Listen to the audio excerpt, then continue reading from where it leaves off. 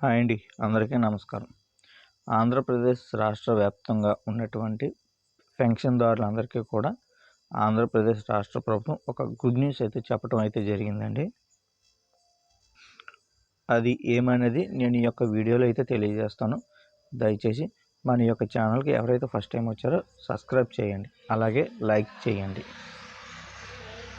ఇక మెయిన్ టాపిక్లోకి వెళ్తే, ఆంధ్రప్రదేశ్ రాష్ట్ర వ్యాప్తంగా ఉన్నటువంటి పెన్షన్దారులందరికీ కూడా మన యొక్క సచివాలయం సిబ్బంది 1-2 తేదీల్లో వచ్చి అయితే పెన్షన్ అనేది ఇవ్వటం అయితే జరుగుతుంది. కాకపోతే ఇక్కడ పెన్షన్ అనేది ఇంటింటికి కాకుండా ఏరియాలో ఒకే గవర్నమెంట్కి అయితే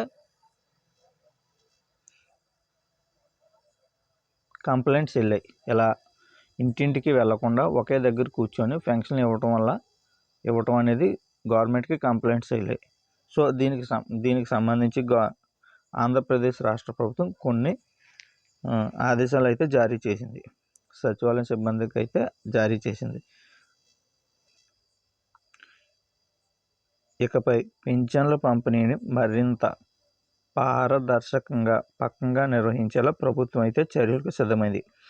ప్రతి నెల 1వ తేదీన అన్ని పింఛన్ల పంపిణీ చేస్తుంది. మిగిలిన వారికి 2వ తేదీన పింఛన్ పంపిణీ అనేది చేస్తున్నారు. అయితే కొంతమంది సచివాలయ సిబ్బంది పింఛనుదారుల ఇళ్లకు వెళ్లకుండా కాలనీలో ఒకే చోట కూర్చొని పింఛన్ పంపిణీ చేస్తున్నట్లు గుర్తించారు. స్థానికంగా నివాసం ఉండని వాళ్ళకు వారి వద్దకే తీసుకొని వెళ్ళి ఇస్తుండడంపై ఫిర్యాదులు అయితే వచ్చాయి. కొందరు ఉద్యోగులు ప్రతి ఇంటికి వెళ్ళి పింఛన్లు ఇవ్వటం లేదని దగ్గరలోని ఇళ్లలోకి లబ్ధిదారులను ఒకే చోట కూర్చొని పింఛన్ ఇవ్వటం జరుగుతుంది. సో దీనికి సంబంధించి అయితే గవర్నమెంట్ అనేది అయితే సచివాలయ సిబ్బందికి చెప్పడం అయితే జరిగింది. ఖచ్చితంగా మీరు లబ్ధిదారుడి ఇంటికి వెళ్ళి పెన్షన్లు ఇచ్చేలాగా చర్యలు అయితే తీసుకున్నారు. అలా కాకుండా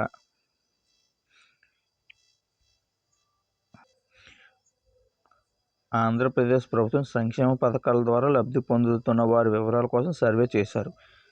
సంక్షేమ పథకాల లబ్ధిదారుల ఇంటికి జియో కోఆర్డినేట్స్ నమోదు చేశారు. ఈ నెల నుంచే పింఛన్ల పంపిణీలో మార్పులు చేశారు.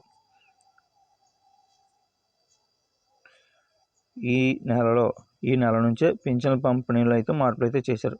సర్వేలో సేకరించిన లబ్ధిదారుడి ఇంటికి జియో కోఆర్డినేట్స్ ప్రకారం ఆ ఇంటికి వెళ్ళి పింఛన్ మొత్తం అందించేలాగా యాప్లో అయితే మార్పులు చేర్పులు అయితే చేశారు.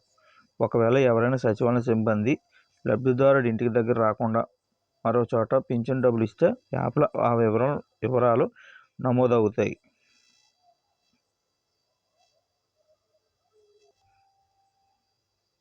ఈ యాప్ ద్వారా కూడా ఈ యాప్లో వాళ్ళు ఖచ్చితంగా ఇంటికి వచ్చేలాగైతే చర్యలు ఏర్పాటు అయితే చేశారు. ఒకవేళ వాళ్ళు అక్కడ కాకుండా ఒక ఏరియాలో కూర్చొని కానీ పెన్షన్ కానీ ఇచ్చినట్లయితే ఆ యొక్క జియో ట్యాగింగ్ వల్ల గవర్నమెంట్కి అయితే లొకేషన్ ట్రాకింగ్ ద్వారా తెలుస్తుంది. సో దీనివల్ల ఆ సచివాలయం ఉద్యోగిపై చర్యలు అయితే తీసుకోవడం జరుగుతుంది.